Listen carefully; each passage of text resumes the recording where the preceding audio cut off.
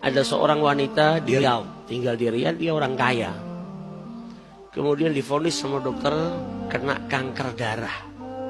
Jadi terkena penyakit kanker darah.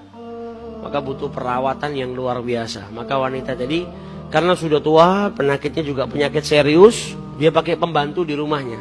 Yang bantu dia keseharian nyiapkan obatnya, nyiapkan makan, minum. Maka dia sewa seseorang yang bekerja merawat dirinya, orang Indonesia. Orang Indonesia ini bekerja tiap hari menyediakan obat, ngerawat si wanita tua tadi karena dalam keadaan sakit.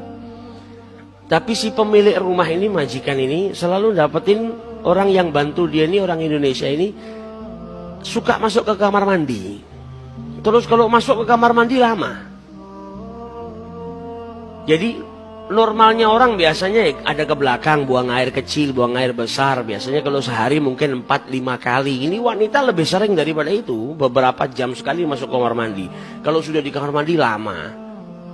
Sampai akhirnya dia panggil itu wanita tadi. Saya ini suka ngeliatin Anda dalam sehari itu sering mondar-mandir masuk kamar mandi. Sudah gitu kalau di kamar mandi lama. Kenapa? Wanita ini nggak nuntut. Kau harusnya kerja lebih fokus ke pekerjaanmu. Dia cuma tanya, kenapa kok kau sering mondar-mandir masuk kamar mandi dan kalau di kamar mandi lama? Maka wanita ini malah menangis ketika ditanya.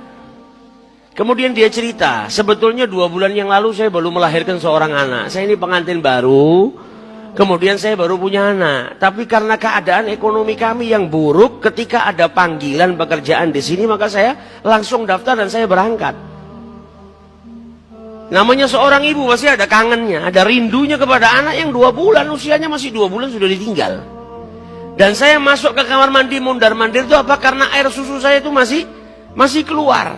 Dan karena tidak diminum oleh bayi maka kencang yang luar biasa. Maka saya masuk kamar mandi mengeluarkan air susu saya supaya tidak rasa sakit di dada saya ini. Maka si pemilik rumah ini nangis ngelihat ada saudara seagama, saudara muslimahnya yang karena kekurangan ekonomi tadi sampai harus ninggalkan keluarganya, anak usia 2 bulan ditinggal. Dia sedih yang luar biasa ngelihat keadaan wanita ini. Maka wanita tadi suruh kerja, sudah lanjutkan pekerjaanmu. Ini wanita tua kemudian telepon ke salah satu travel, kemudian membelikan tiket pulang buat yang bantu-bantu dia di rumah tadi, disiapkan tiket pulangnya di hari itu juga. Kemudian dipanggil dari pembantunya, ini tiket pulangmu, kau pulang hari ini supaya kau bisa menyusui anakmu. Dan ini gajimu 2 tahun.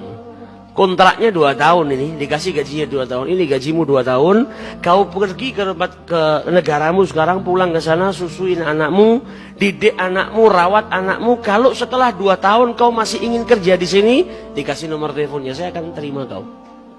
Yang penting sekarang kau pulang, kau beri makan anakmu, kau rawat anakmu.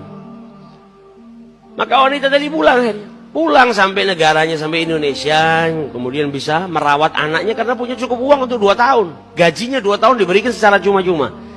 Ini perempuan setelah bantu si pembantu tadi pulang, beberapa hari setelahnya waktunya check up. Ketika di check up darahnya sama dokter nggak ada penyakitnya, nggak ada kankernya. Sampai dokternya ini bingung, dilakukan pengecekan 2 kali, dilakukan pengecekan 3 kali. Loh, ini perempuan sudah kena penyakitnya parah, kanker di darahnya. Kok tiba-tiba dicek berapa kali nggak ada kankernya, 0%. Maka sampai ditanya sama dokternya, kau ini minum obat apa? Apa yang kau minum ini? Obat apa yang kau konsumsi sampai penyakitmu ini bisa hilang? Belum pernah ada obat yang bisa menghilangkan kanker darah secara 100% seperti ini. Maka wanita tua tadi menjawab apa? Saya minum obat dari Rasul sallallahu alaihi wasallam. Dawu mardhakum bisadaqah. Obatilah orang-orang yang sakit di antara kalian dengan sedekah.